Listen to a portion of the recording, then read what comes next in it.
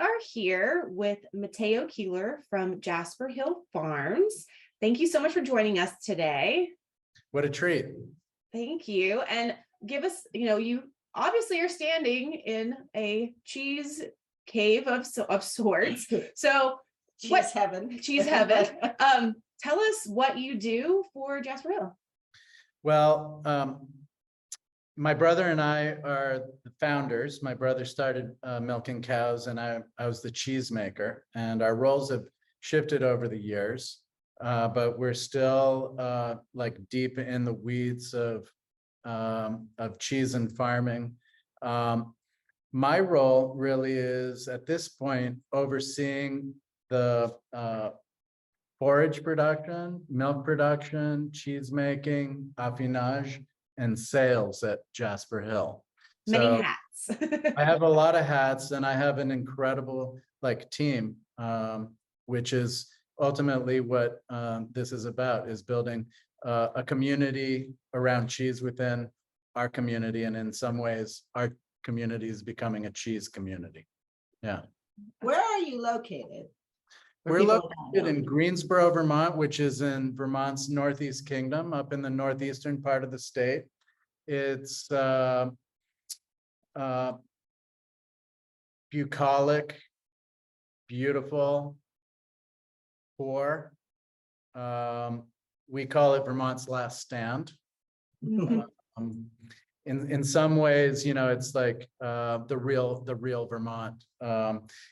In the sense that it's really quite undeveloped, and it's basically a patchwork of forest and farm fields, and it's the footprint of the farmer on the landscape here that really has defined the pastoral beauty of this place that we love. Now, are you from Vermont? Is this home for you, or? It's the happy place of our collective family childhood for the last 100 years. So our family came to Greensboro in summers, and over the last 3 generations, we've all moved here. So my grandmother moved here in the late 60s, and all my aunts and uncles and siblings are here. But we're surrounded by neighbors that have been here since the 1780s, right? And so it's really a tale of 2 communities. We milk cows, so we cross over in some important ways. It's been a lot of fun to raise our children here and get to know all sides of this incredible place that we live. That's awesome. So did y'all start in the dairy business, or was it always cheese? My brother likes to say he didn't know a teat, that's a cow teat, from a telephone pole when we started milking cows. And virtually everyone tried to talk us out of it because the dairy industry has been in decline in Vermont for at least 30 or 40 years. And we're the first new farm to come online in a generation. So we're bucking the trend. My understanding is you are very committed to the community, and you have a lot of relationships with your community as far as your business, and it's become sort of a center point of the community's livelihood. Absolutely. We are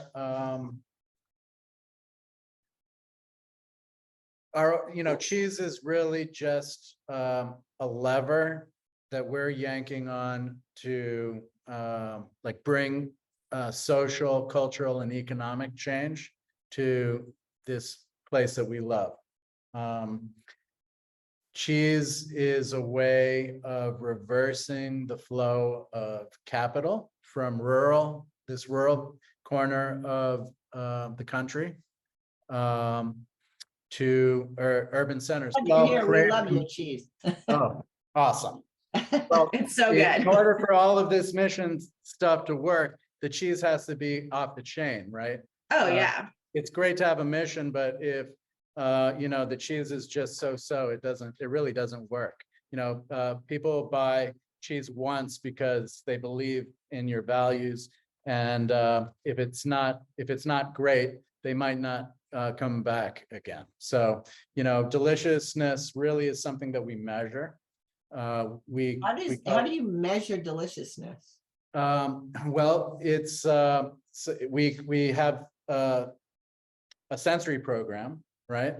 Every batch of cheese is tasted multiple times, and the deliciousness factor is really a composite sensory score and a predictor of sales velocity, right?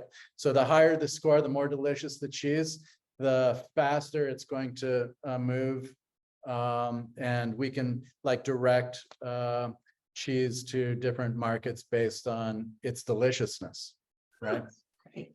That's cool. That's very cool. So y'all are participating in the 12 Days of Cheese with Whole Foods, and the cheese that they're featuring is the Whitney. Yeah. We have a Yes. nice little slice of it. Can you tell us a little bit about this cheese? He has a bigger slice. Oh, your slice Have is a- way cuter than mine. Yeah, so this cheese is made with raw milk, which we produce on our farm up in Glover, Vermont, Andersonville Farm. And it's made in our new creamery. And I have a picture of my brother Andy and I here Aw. next to these beautiful reconditioned copper vats that we brought over from France during the pandemic. And it's made with house-made starter cultures and this really traditional rennet process. We actually produce the rennet, which is the coagulant, at our creamery, which is something very ancient technique that is basically unheard of in this country. And the cheese has a lot of complexity and just this incredible melting characteristics. And a lot of times you melt cheese and it doesn't have a lot of flavor. We're really trying to create, kind of a next level, cheese melting experience. So whether you're making a grilled cheese sandwich, serving the cheese as a table cheese, or melting it over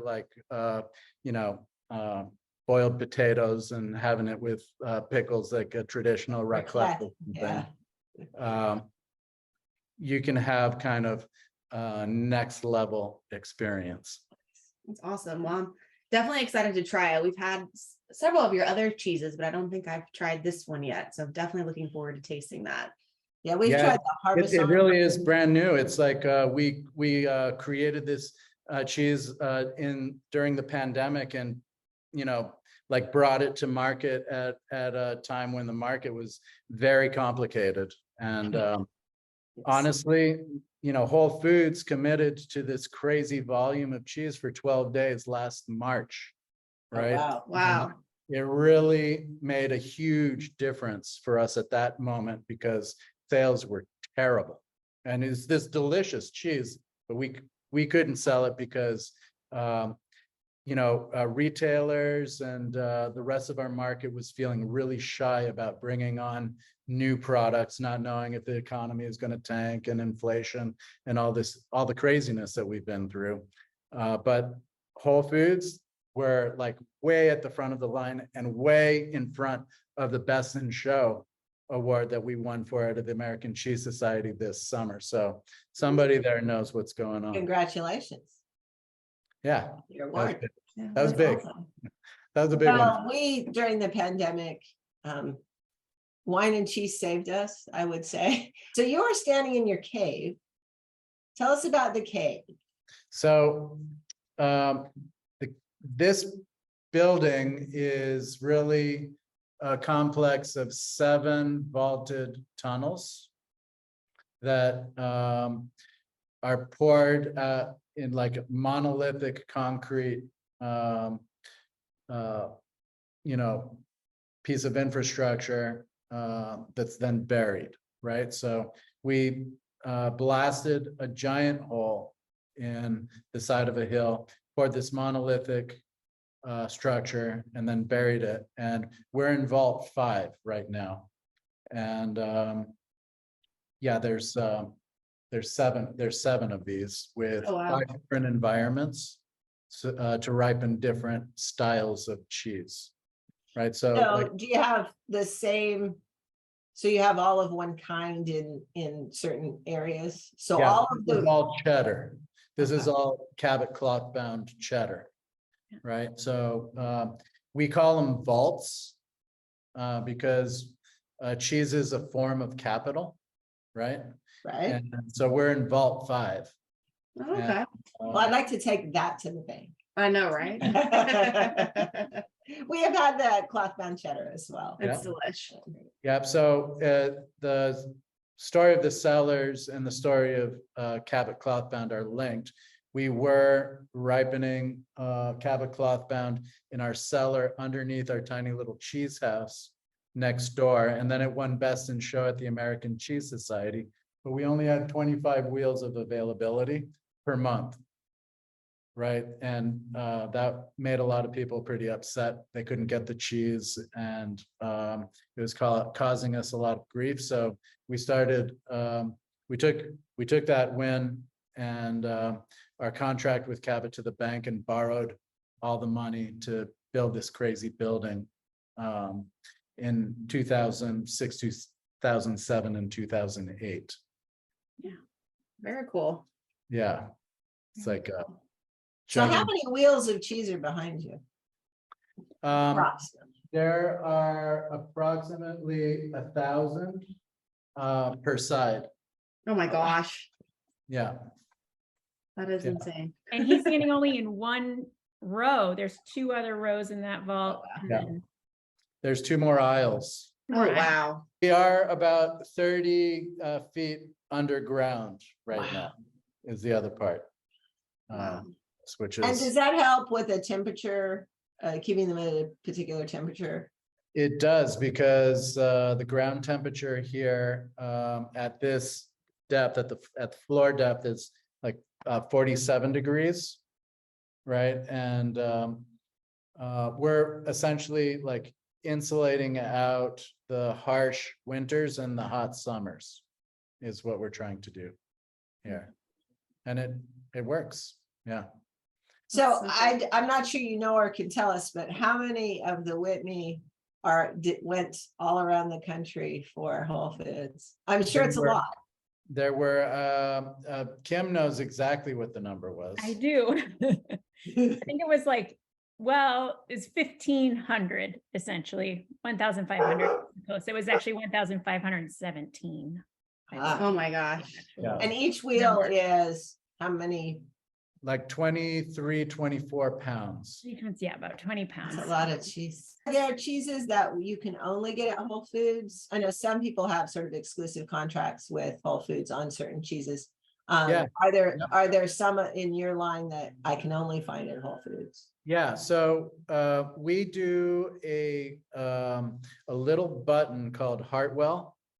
It's a little mold ripened cow's milk cheese that we wash with cider leaves.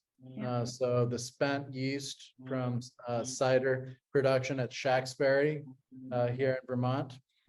And we often do these kind of special wash programs with Whole Foods. So, you know, we did for instance, a gin washed Harbison.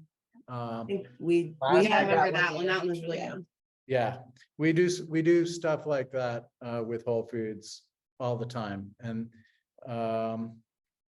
but Hartwell is like an exclusive Whole Foods product. Cool. I keep this Oh, tasty the longest. I mean, Yeah. it's almost 80 degrees here today. Yep. So I can't really leave it out on the counter. I don't think that would probably be useful, but what would you recommend? How should people store their cheese optimally? So, good cheese is expensive, right? Yes. And so I'm a big proponent of, purchasing what you're going to eat and purchasing often. Purchase less and purchase often, first and foremost. Second, if you have cheese that you want to put away, I usually use like butcher paper to wrap it up, and then make a real concerted effort to like get through it in 2 or 3 days, and then make sure that I get a fresh piece of cheese next time I go to the store. So buying less and buying often is probably my number one piece of advice. And then like I said, butcher paper is like that wax freezer paper. That's what we use at our house. Okay. Good. Yeah, because I know that plastic isn't good for it. Yeah. And depending on the plastic, it can actually really impact the flavor. Yeah. Right. If it spends too much time in plastic, it can impact flavor. So yeah, I like the butcher paper. Good. It's a good. And I wrap with parchment paper and then sometimes put it in a Tupperware container or a glass container, and that holds it as well. You just don't want it to dry out, but you also don't want it to get wet. So it's kind of that. Cool. Yeah. Definitely some Catch good 22. some good tips for that for sure. Well, is there anything else that you want to share that it's an opportunity for you to let us know what's important to you? Obviously, we would love to talk to you again as time goes on. I'm sure we'll have more stories. I guess what I'd leave you with is that American artisan cheese is really leading, the charge globally in terms of like innovation and quality. And so seek out, our